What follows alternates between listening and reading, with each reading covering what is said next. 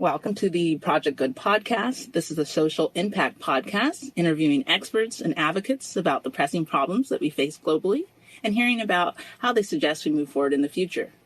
The Project Good podcast is brought to you by Project Good Work. The goal of this podcast is to inspire people and organizations to develop a mindset that can move others to positive action regarding the complex social issues facing people on the planet. For March, we are focusing on the status of women. I have the pleasure today of interviewing Sharmili Majmudar, Executive Vice President of Policy and Organizational Impact at Women Employed, which is an advocacy organization for women in the workplace. The organization, since 1973, works with individuals, employers, educators, and policymakers to address the challenges women face in their jobs every day and to ensure all women can attain the skills they need for the jobs they want. Ms. Majmudar is a strategic leader committed to advancing gender equity and social justice. She's passionate about women's rights and access to economic stability and has a heart for helping women. Let's get into the interview.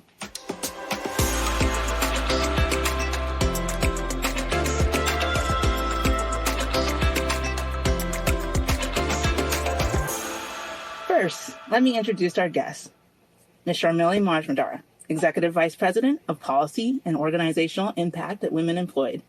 As a strategic leader, she is committed to advancing gender equity and social justice. Ms. Majmudar is passionate about women's rights and access to economic stability. In addition, she has a heart for helping women deal with the complexities of domestic violence. For many years, Ms. Majmudar has advocated for minority groups, underserved communities, and the social and economic justice in the Chicago area. Ms. Majmudar has been awarded the Damien Award from the School of Social Work from La Jolla University, Chicago, for the liberation of communities from domestic and sexual violence, and has been an Impact Award honoree from the Chicago Foundation for Women. It's my pleasure to welcome an individual with such a big heart. Welcome. Thank you so much, Anne-Marie. Hi. Okay, so one of the things that I was, as I was researching and a little bit about you and things, I noticed like you have such a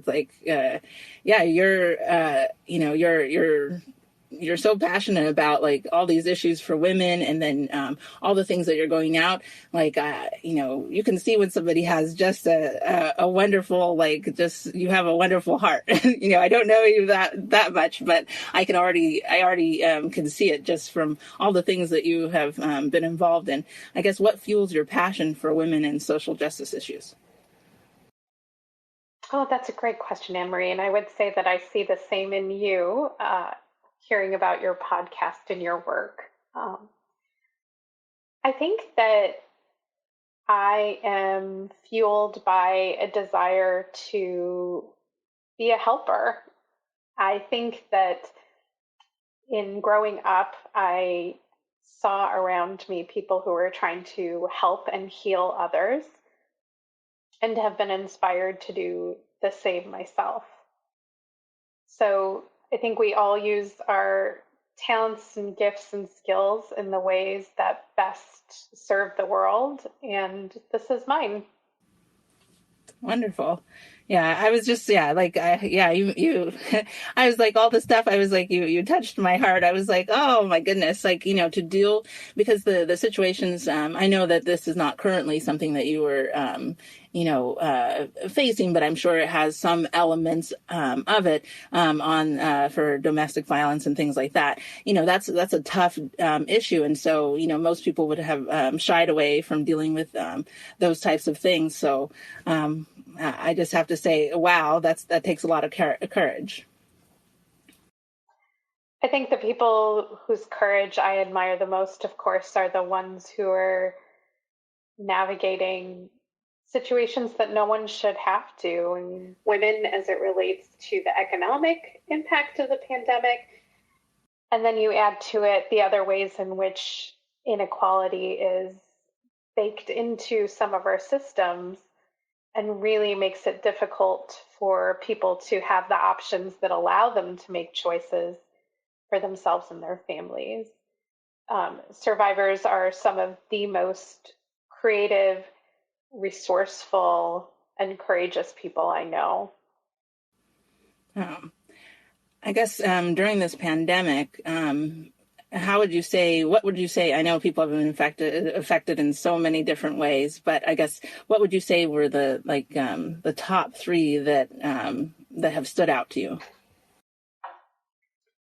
Well, certainly one of the things making the headlines that we're particularly concerned about is women's unemployment, the number of jobs being lost by women, losing the gains in terms of women's attachment to the workforce, as well as the potential losses related to the gender wage gap. In addition to women's unemployment, which is hitting women overall pretty hard, but in particular, women who are in unpaid or underpaid roles and Black and Latinx women. So that would be one thing.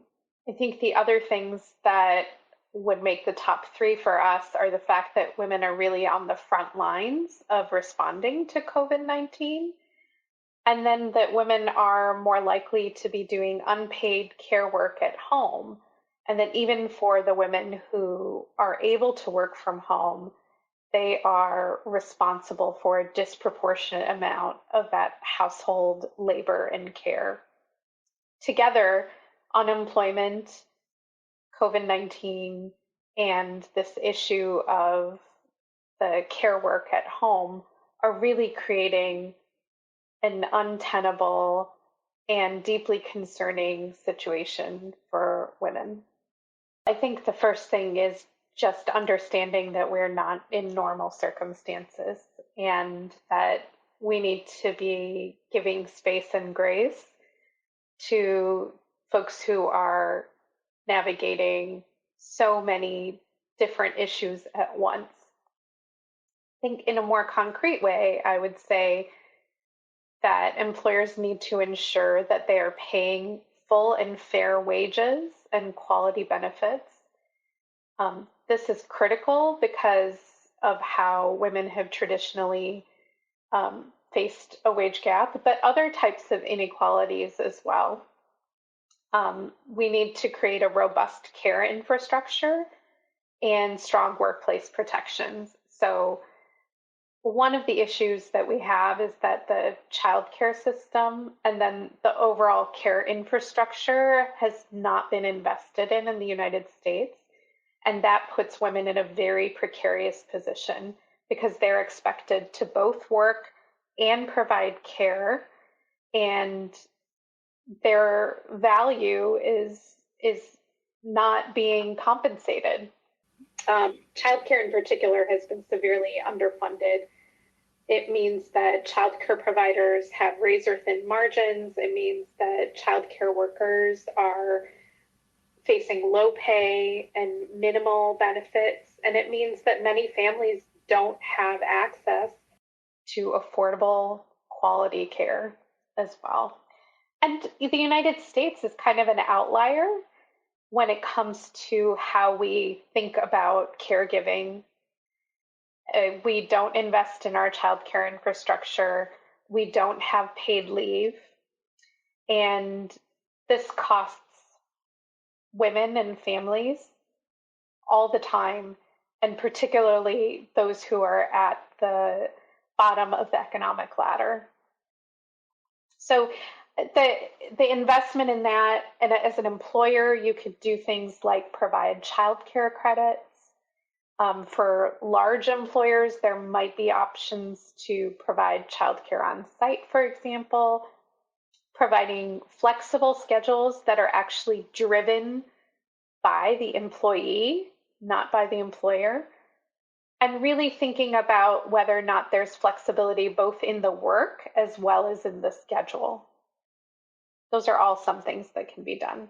Yes, I guess one of the questions, and because on another time I had focused on childcare, and childcare,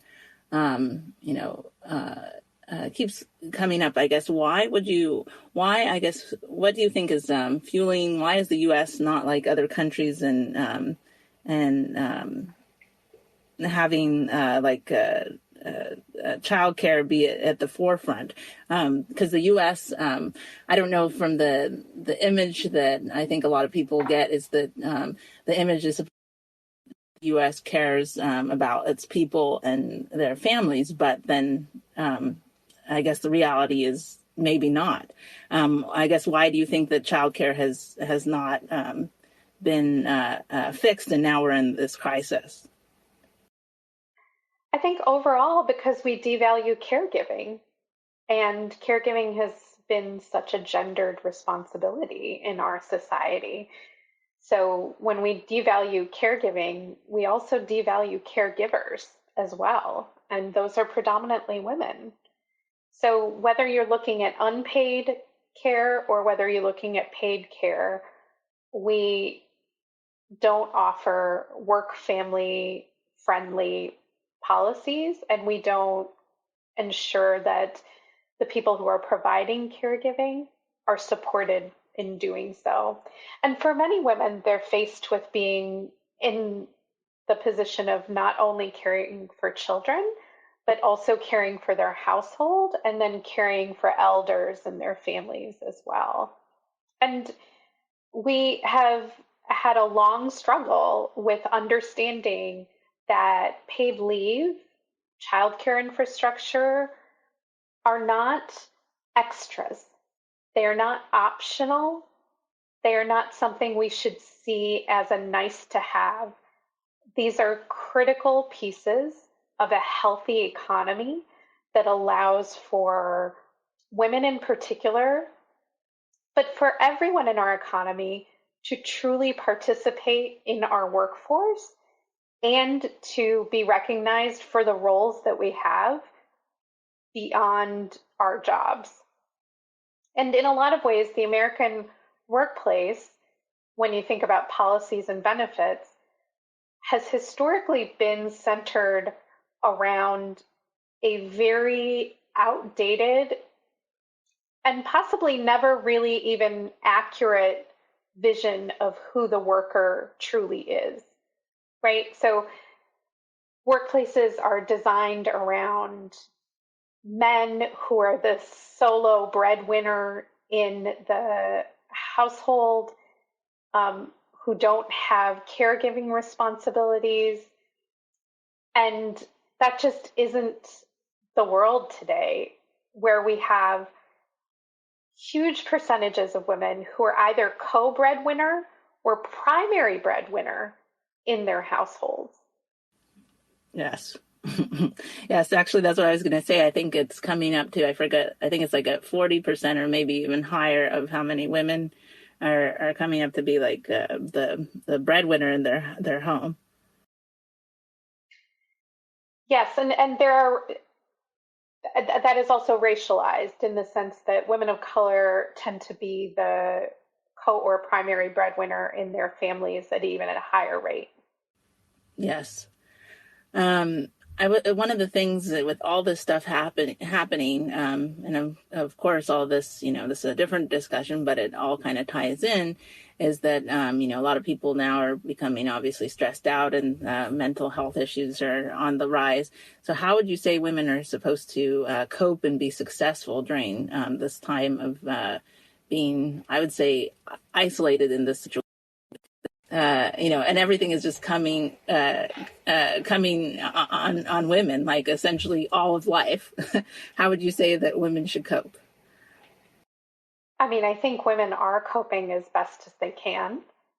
I think that we have to, as a society, ensure that they don't have to cope, that they are able to find solid footing and are able to thrive. We need to do better as a society, as a government, as institutions on supporting women. One of the things, because of all of this that is, I guess, that's happening and focused mostly on women, do you feel that they're being taken advantage during this economic turndown or pandemic? I think that there are many ways in which we are still taking for granted the labor of women who are in low paid jobs and essential roles. So there's a way in which we have talked about being appreciative of what essential workers do, recognizing the importance of what they do. You know, you hear about people cheering from their porches, and calling essential workers heroes. Our policies and our benefits do not match that rhetoric. And so in that sense, I do think that women, and who are primarily women of color, who are represented in those roles, are being taken advantage of, in the sense that they're being told that they're heroes on one hand, but they're not being treated like heroes in terms of how they're compensated, in terms of what benefits they have access to, including things like paid leave, in terms of what childcare is accessible or affordable to them. Now, one of the things that I've been concerned about, and I'm sure you've been concerned about as well, is that pre-pandemic, the focus, along with a lot of issues, but one of the main things was trying to close the wage gap.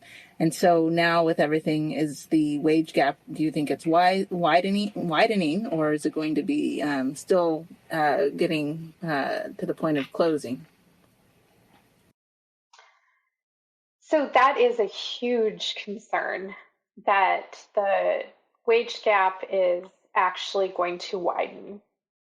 When women are forced out of the workforce and then come back to it, they often cannot command the same earnings as they could before. The wage gap already was still not closing with any speed. And women of color in particular were being left even further behind. So when you hear about the wage gap, you often hear about the 82 cents on the dollar. That is on the average. So when you start talking about women of color, Latina women, for example, are paid just a little over 50 cents on the dollar to every dollar paid to a white non-Hispanic man. So we definitely had a situation going into the pandemic that already was deeply unequal. And with the women being forced out of the workforce, losing jobs because they were overrepresented in sectors that were hardest hit by the pandemic, like hospitality and retail, for example. There's real worry about that. And, you know, we talk about the gender wage gap sometimes in terms of cents, like the 82 cents, for example. But what that actually means on an average in a year is over $10,000. And for some women over a 40-year career, it can add up to over $1 million in lost wages. So I think we can all understand that those earnings would have been really critical to helping women, helping their families do things like buy a home or get a car or help pay for their education or their child's education or help them save for retirement. There's so many economic choices that become restricted by the existence of the gender wage gap. And without us taking really proactive and intentional action, the gap really has only closed 4 cents in 10 years. So we really have an issue in terms of the wage gap, and the current circumstances really are threatening to make that even more problematic. So you would say probably realistically, where we are today, you would say it's probably not realistic in 5 years that it would the wage gap would close? Sadly, no. I guess, do you ever think that the wage gap will close? I think it's up to us.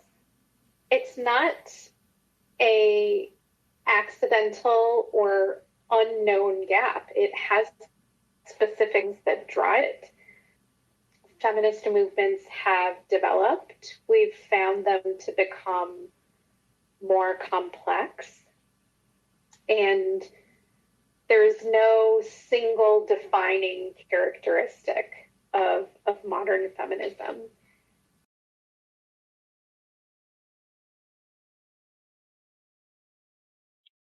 Self. But many of the issues that faced us in earlier iterations of the feminist movement continue to be issues for us today. For example, whether or not we center the experiences of women of color, and particularly of Black and Latinx women, how we define women themselves, and whether we're able to extend inclusion in how we talk about gender to non-binary, gender non-conforming, and transgender folks.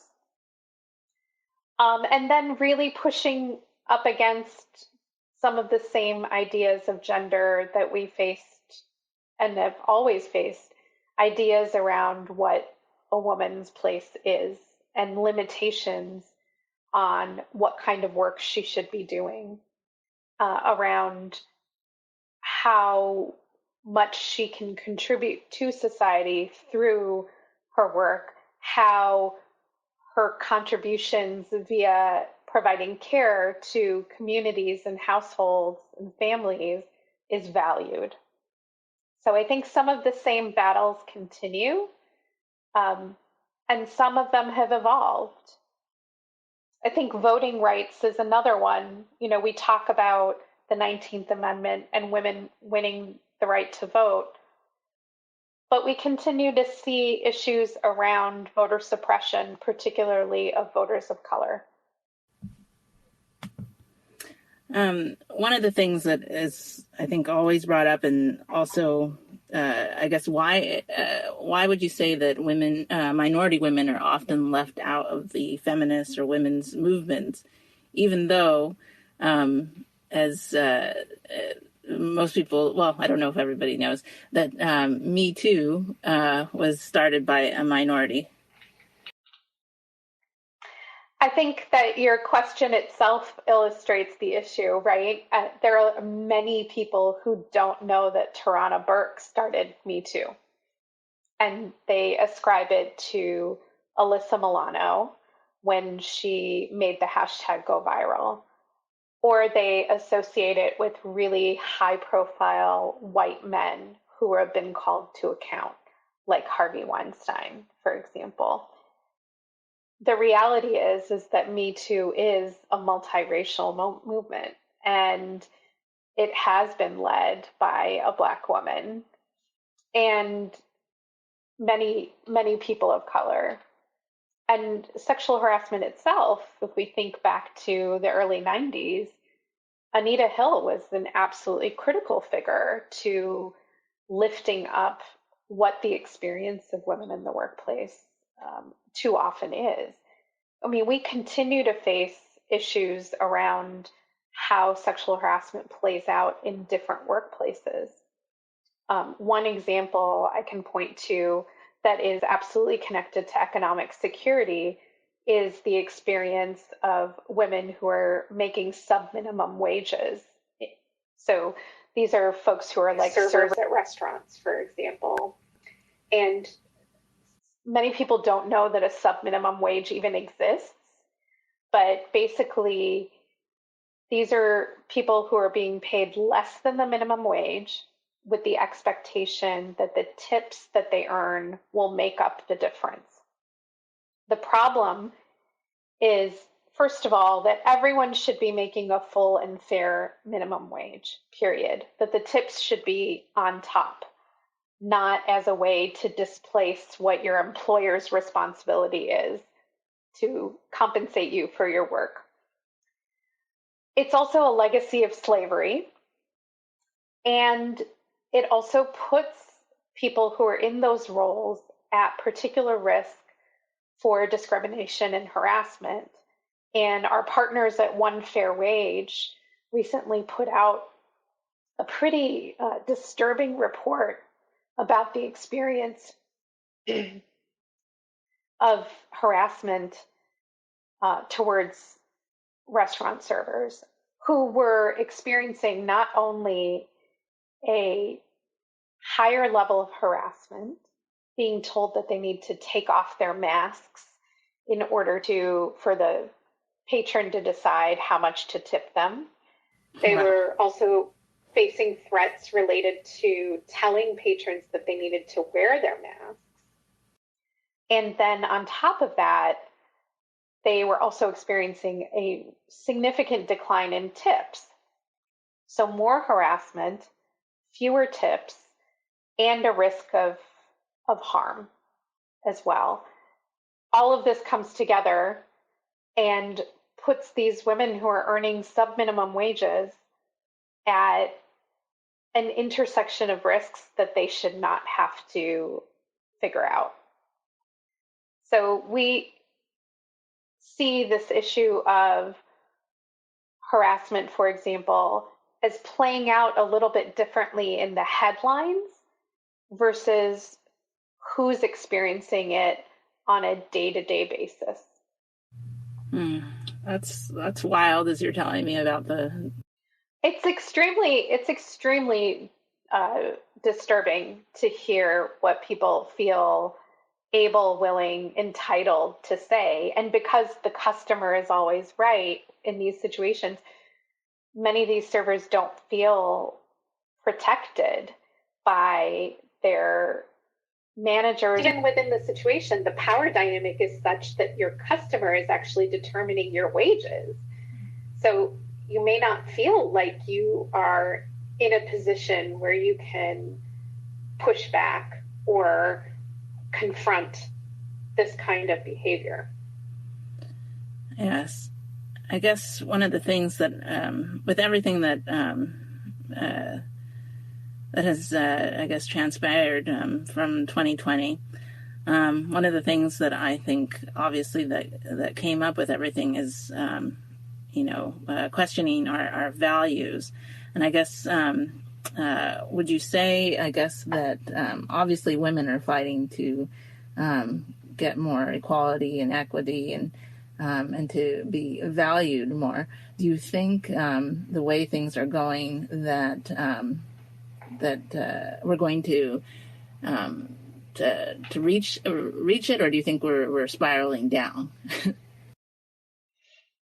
I mean, I see a lot of hope. I see a lot of hope in the work that is being done to raise up, amplify, and illuminate the experience of women in the workplace. I think the fact that we're talking about essential workers, that we're talking about paid leave, that we're talking about childcare are all bright spots. They're not enough because we have to do something about what we're talking about.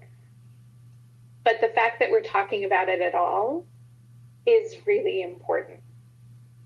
And we're seeing things like raising the federal minimum wage in the federal legislation right now being considered. And we've also seen a push, and Women Employed certainly advocates for increasing the paid leave options, increasing the investment in childcare, ensuring that local and state governments are invested in, increasing stimulus checks and eligibility for unemployment insurance. All of these things are really important to ensure that families are able to weather this storm. And in addition to all of that, we're seeing mutual aid groups. We're seeing people in the community reach out to one another to try and support their neighbors. And this is the best of who we are, right?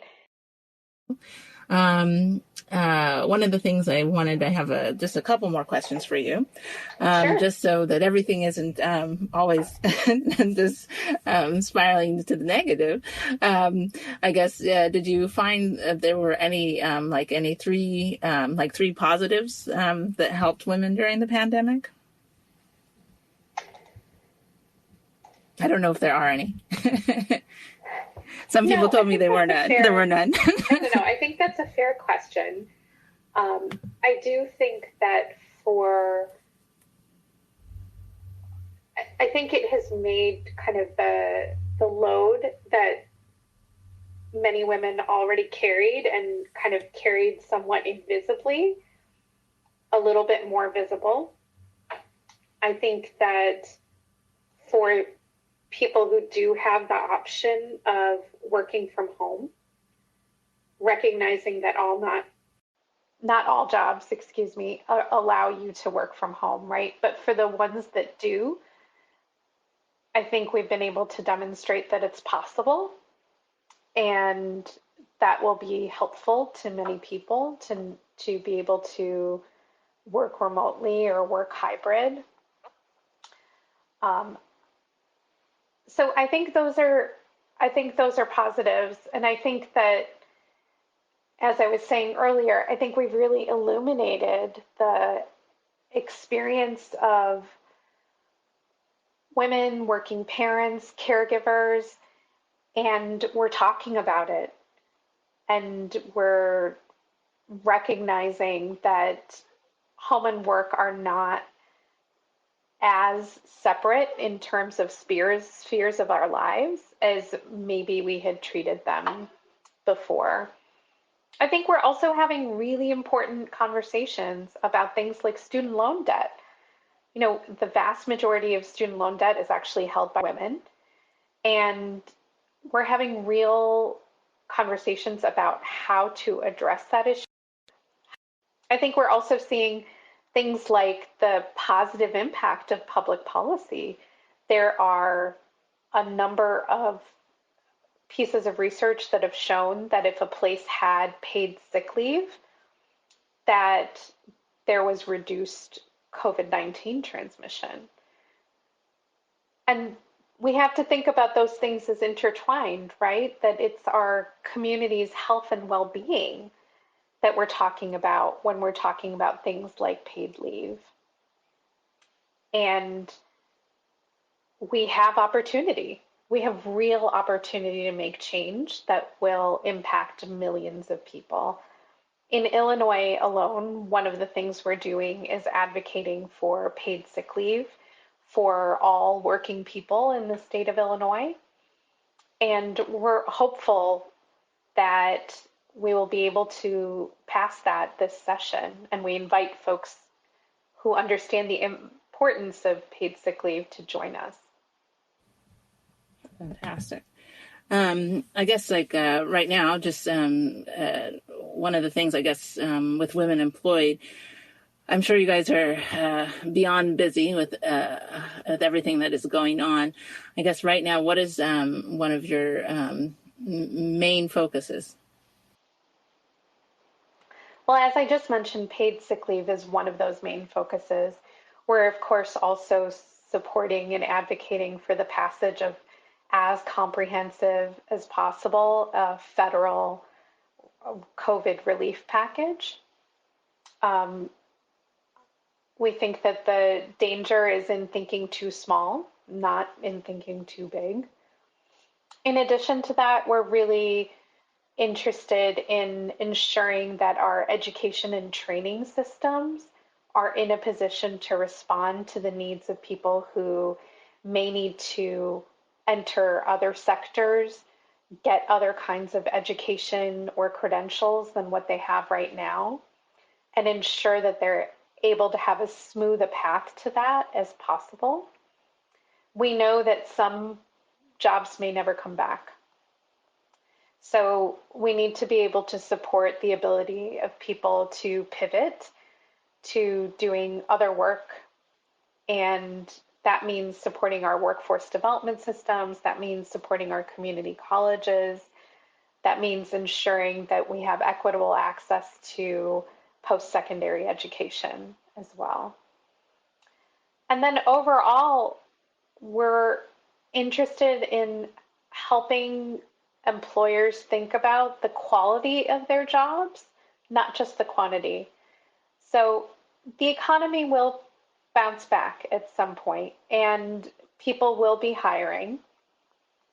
And we want to make sure that we're not trying to return to a status quo that actually didn't work for a lot of people, and instead are building forward and ensuring that the jobs that people have are ones that can support them and provide family sustaining wages, as well as the protections and benefits necessary for someone to bring their best selves to work, as well as to take care of what and who they need to at home.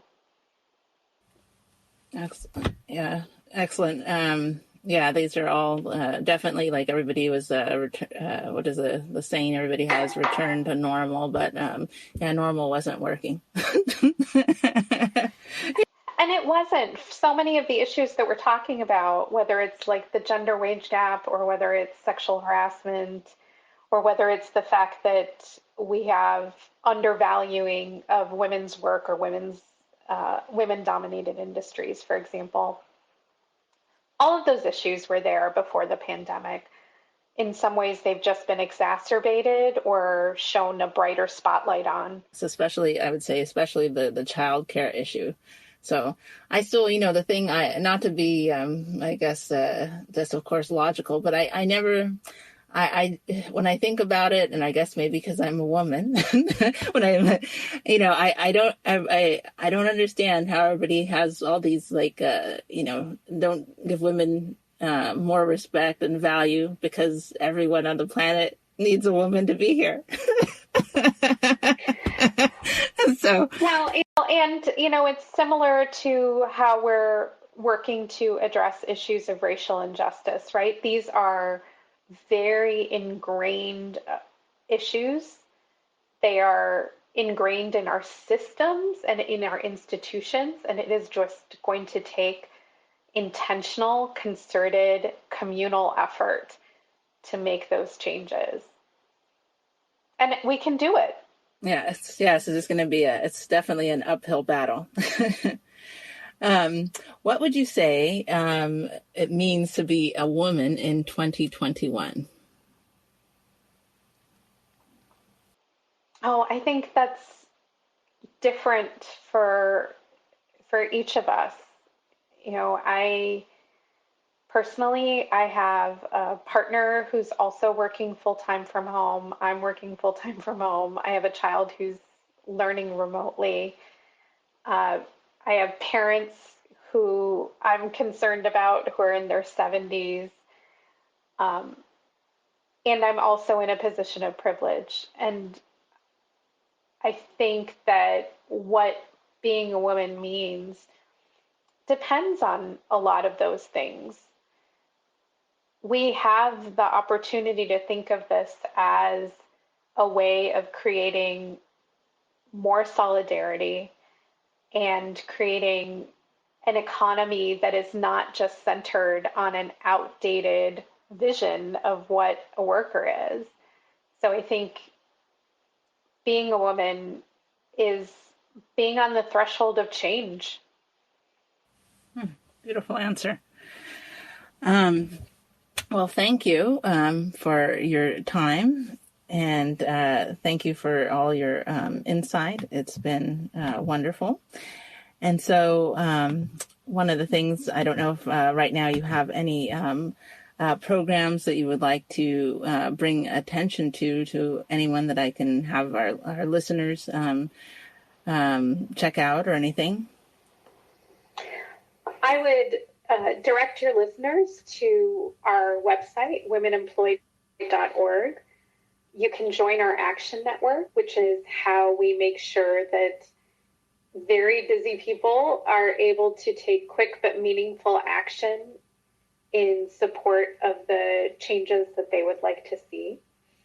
We also have a number of virtual programs, so we share information about that on our events page, including our annual working lunch, which is in May.